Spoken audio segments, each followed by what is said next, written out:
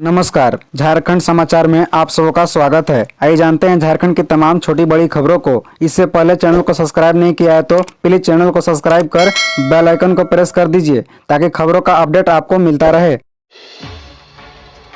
कम number आया तो शिक्षक को बांधकर पीटा। झारखंड में प्रिंसिपल समेत 11 छात्रों पर केस दर्ज। फेल होने से नाराज थे 9वीं क्लास के स्टूडेंट।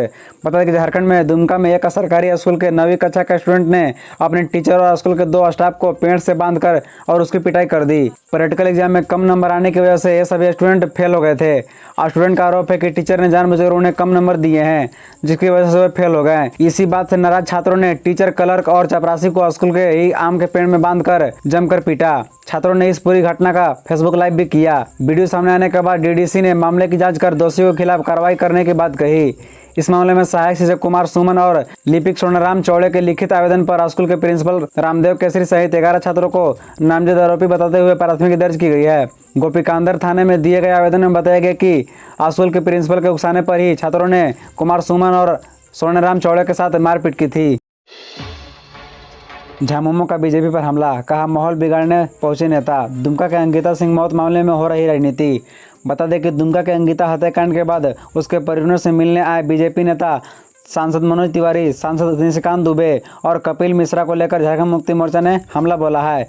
झामुमो के केंद्रीय महासचिव सुप्रियो भट्टाचार्य ने आज कहा कि जो लोग कठुआ कांड, हाथरस और उन्नाव कांड करते हैं वही आज झारखंड घूमने आए हैं। उन्होंने कहा कि जब उत्तर प्रदेश से भाजपा शासित अन्य राज्य में कोई घटना घटती है तो वहाँ किसी को जाने नहीं दिया जाता है। उन्होंने कहा कि भाजपा के अंदर जितनी गंदगी है निकाल लें, क्योंकि भाजपा नेताओं के अंदर से बदबू आती है। उन्होंने कहा कि अपराधियों की कोई जाति और धर्म नहीं होता, उसका वसीपन ही उसकी सबसे बड़ी पहचान है। अगर किसी घटना में शामिल दोनों पक्ष केवल एक समुदाय के हो तो भाजपा नेताओं का कोई बयान नहीं आता, लेकिन घटना में पीड़ित और अपराधी अलग अलग धर्म के हो तो भाजपा नेताओं को एक नया नशा चढ़ जाता है। पिछले 3 दिन से यही रांची और दुमका में किया जा रहा है। इस तरह की मजहबी राजनीति भाजपा ने जो शुरू किया है वो समाज में बहुत ही विष घोलने के काम कर रहा है। भट्टाचार्य ने मुख्यमंत्री हेमंत सोरेन की सदस्यता को लेकर राजभवन आई रिपोर्ट को भी जल्द से जल्द सार्वजनिक करने की मांग की है। झारखंड की सत्ता से कितनी दूर है बीजेपी, जानिए पूरा गणित। महागठबंधन को तोड़ना आसान नहीं, जेएमएम के साथ कांग्रेस के 6 विधायकों पर नजर। बता दें कि झारखंड की सियासत में भूचाल के बीच क्या भाजपा सरकार बना सकती है, ऐसे सवाल राजनीतिक गलियारे में उठ रहे हैं। आंकड़ों को देखें तो बीजेपी को बहुमत के लिए 11 विधायकों का समर्थन चाहिए।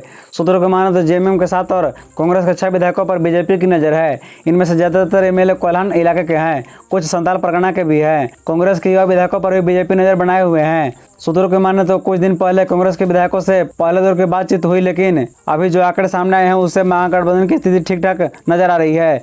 81 सदस्यों वाली झारखंड विधानसभा में जेएमएम के 30 और कांग्रेस का 18 विधायक हैं। बहुमत के लिए 41 आंकड़ा चाहिए। जेएमएम की तरफ से स्पीकर पद पर आसीन रविन्द्रनाथ महतो को माइनस कर दे तो दूसरी तरफ कैश कांड में फंसे कांग्रेस के 3 विधायकों को छोड़ दिया जाए तो भी सत्ताधारी गठबंधन के पास 44 विधायकों का आंकड़ा है, जो विधानसभा से बहुमत से 2 ज्यादा है। वहीं एनडीए के पास 28 विधायकों का समर्थन है। ऐसे में 2 निर्दलीय को जोड़े तब पर भी 11 विधायकों की जरूरत होगी। मौजूदा परिस्थिति में अगर हेमंत सोरेन की विधायकी जाती है तब भी वह महागठबंधन अपनी सत्ता बचाए रखने के लिए सफल रहेगा। निलंबित भाजपा नेता सीमा पात्रा 12 दिन की रिमांड पर, बोली मुझे फंसाया गया। नौकरानी का आरोप, बंधक बनाकर किया टॉर्चर, जीप से फर्श साफ करवाया। 8 साल से नौकरानी को प्रताड़ित करने वाली रिटायर्ड आईएएस की पत्नी और निलंबित भाजपा नेता सीमा पात्रा को रांची पुलिस ने गिरफ्तार कर लिया है।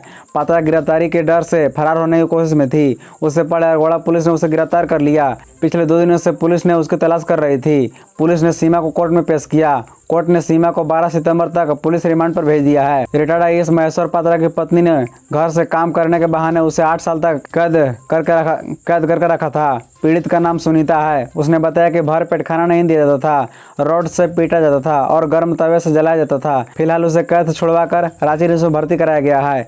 इधर सीमा पात्रा ने अपने ऊपर लगे सभी आरोपों को गलत बताया है। उन्होंने कहा कि उसके ऊपर लगाए गए सभी आरोप झूठे हैं, मुझे फंसाया गया है। कल ही सीमा पात्रा को पुलिस ने गिरफ्तार किया है। शिकंजे में Prem Prakash, ED money laundering मामले में 6 दिन और करेगी पूछताछ, मिली अनुमति। अवैध खनन से कमाई और मनी लॉन्ड्रिंग के मामले में गिरफ्तार पीपी उर्फ प्रेम प्रकाश ईडी टीम और 6 दिन तक पुलिस रिमांड पर लेकर पूछताछ करेगी। ईडी प्रेम प्रकाश से 1 से 6 सितंबर तक पूछताछ करेगी। इससे पूर्व बुधवार को 6 दिन के पुलिस रिमांड की अवधि पूरी होने के बाद आरोपी प्रेम प्रकाश को ईडी के विशेष न्यायाधीश पीके शर्मा की अदालत में पेश किया गया। पीएससी के साथ ईडी के अधिवक्ता आतिश कुमार ने और 8 दिन पुलिस रिमांड को लेकर पूछताछ करने के संबंधी आवेदन दिया। अदालत ने सुनवाई के पश्चात 6 दिन की दोबारा अनुमति प्रदान की है। सोमवार को ईडी के विशेष लोक अभियोजक शिव कुमार काका ने भी सहयोग किया। गिरफ्तारी के बाद उसे जेल भेज दिया गया था। ईडी ने उसे 26 अगस्त को अपने कब्जे में लिया और इसके बाद लगातार पूछताछ कर रही है। अब यह पूछताछ 6 सितंबर तक जारी रहेगी। रिमांड अवधि पूरी होने के बाद 6 सितंबर को शाम 4 बजे से अदालत में पेश किया जाएगा।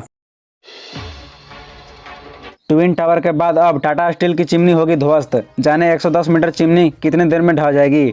बता दें, नोएडा में ट्विन टावर ध्वस्त होने के बाद एडिफाइस और जेट डेमोलिशन कंपनी ने अगली योजना पर काम शुरू कर दिया है। दोनों कंपनी मिलकर जमशेदपुर के टाटा स्टील की 110 मीटर ऊंची चिमनी को ध्वस्त करेगी। पहली बार कंट्रोल ब्लास्ट के जरिए किसी चिमनी को ध्वस्त किया जाएगा। 3 साल पहले उदयपुर में मशीनों के जरिए चिमनी को ध्वस्त किया गया था। बता दें, एडिफाइस मुंबई और इसकी सहयोगी जेट डेमोलिश कंपनी दक्षिण अफ्रीका की है।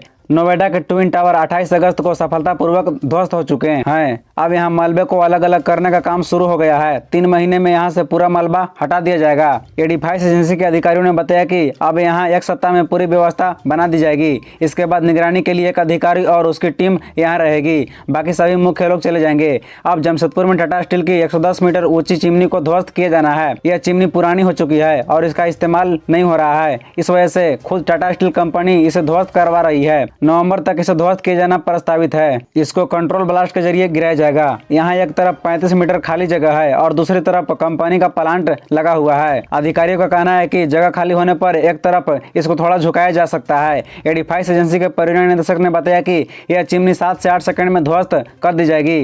पहली बार ब्लास्ट के जरिए किसी चिमनी को ध्वस्त किया जाना है। इसको नवंबर 2022 में ही ध्वस्त किया जाना प्रस्तावित है। चिमनी को ध्वस्त करने के लिए झारखंड से एक ब्लास्टर को बुलाया जाएगा। झारखंड पर बीजेपी के मौन को समझिए। 11 राज्यों में होने वाले चुनाव को लेकर सेफ स्ट्रेटेजी। आदिवासी सीएम को हटाने का नहीं लेना चाहती रिस्क। बता दें कि झारखंड की राजनीति में मचे घमासान के बीच भाजपा ने मौन साधा हुआ है। झारखंड की राजनीति में पार्टी का इस कदर शांत हो जाना आगे की भूचाल की तरह इशारा कर रहा है। जाहिर सी बात है, जिस राजनीति में भाजपा फ्रंट पर नजर आती थी, आज जब मौका मिला है तो वह मौन क्यों है। अग्रेसिव राजनीति के लिए बीजेपी मानी जाती है, लेकिन इस मामले में शांत है। इसके पीछे कई वजहें हैं। हालांकि बीजेपी नेता इसे मानने के लिए तैयार नहीं है। बीजेपी के राष्ट्रीय प्रवक्ता संजय मयूख राज्य सरकार को घेरते हुए कहते हैं कि झारखंड में कोई सरकार नहीं है। एक तरफ राज्य में संकट हो रहा है तो दूसरी तरफ राज्य सरकार पिकनिक मना रही है। बीजेपी अंकिता के मसले पर झारखंड सरकार को कटघरे में खड़ा कर रही है, लेकिन भाजपा के शांत होने की कई और वजहें हैं। बता दें कि झारखंड में बीजेपी उस स्थिति में नहीं है कि यदि हेमंत सोरेन सीएम पद छोड़ते हैं तो वो जोड़ तोड़ करके सरकार बना ले, क्योंकि राजनीति में सारा खेल नंबरों का होता है और बहुमत का पूरा नंबर हेमंत के साथ है। 2019 में विधानसभा चुनाव में बीजेपी ने 65 सीटों का लक्ष्य रखा था, लेकिन बहुत पीछे 25 पर ही सिमट गई। वहीं हेमंत सोरेन की पार्टी जेएमएम, कांग्रेस, माले, एनसीपी और आरजेडी मिलाकर बहुमत से आगे 51 सीटों के साथ सरकार में है। बीजेपी को झारखंड में यदि सरकार बनाने का मौका भी मिला तो उन्हें 16 सीटों की जरूरत होगी, क्योंकि झारखंड में 81 विधानसभा की सीटें हैं और सरकार बनाने के लिए 41 विधायकों का समर्थन चाहिए। ऐसे में उन्हें पूरी तरह से जेएमएम या फिर कांग्रेस को तोड़ना होगा, जो अभी संभव नहीं दिखता। खबरों से जुड़े रहने के लिए चैनल को सब्सक्राइब, वीडियो को लाइक एवं एक दूसरे से शेयर जरूर करें। धन्यवाद।